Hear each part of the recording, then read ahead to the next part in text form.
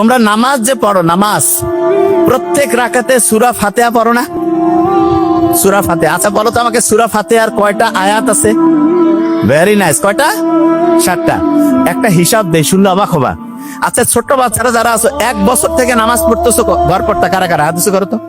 1 বছর থেকে নামাজ পড়তেছো, 1 বছরের বেশি হলে হবে 1 বছর। আচ্ছা আচ্ছা, বড় মানুষ যারা আছে তারা 1 বছর থেকে নামাজ, তার বেশি বললে কোনো সমস্যা নেই, হাত উঁচু করে। 1 বছর বা তার বেশি নামাজ পড়তেছে, হাত উঁচু করা যাবে। 1 বছর বা তার বেশি নামাজ। আচ্ছা একটা ইন্টারেস্টিং জিনিস বলি, আপনি যারা 1 বছর নামাজ পড়ছেন, প্রায় 10,000 বার সূরা ফাতিহা আল্লাহর রহমতে পড়ে ফেলছেন।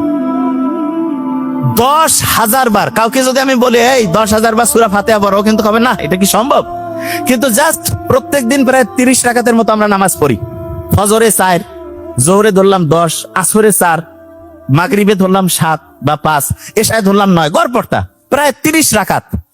1 মাসে 900 রাকাত, 1 বছরে 10,800, আরো কয়েকশো বাদ দিলাম, 10,000 বার সূরা ফাতিহা আমরা পড়ছি। লাভটা কি হয়েছে? বিজ্ঞানীরা দেখছে সূরা ফাতিহা যে শুরু হয় আলহামদুলিল্লাহ দিয়া, শুকরিয়া আদায় করা।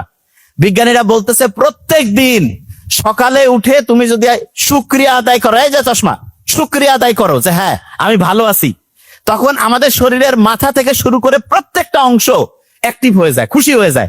যেমন আমি যদি বলি এই ছেলেটার খুব অসাধারণ ব্রেন, এই ছেলেটা অসাধারণ কিছু করবে, মনটা চাঙ্গা হয়ে যায় না?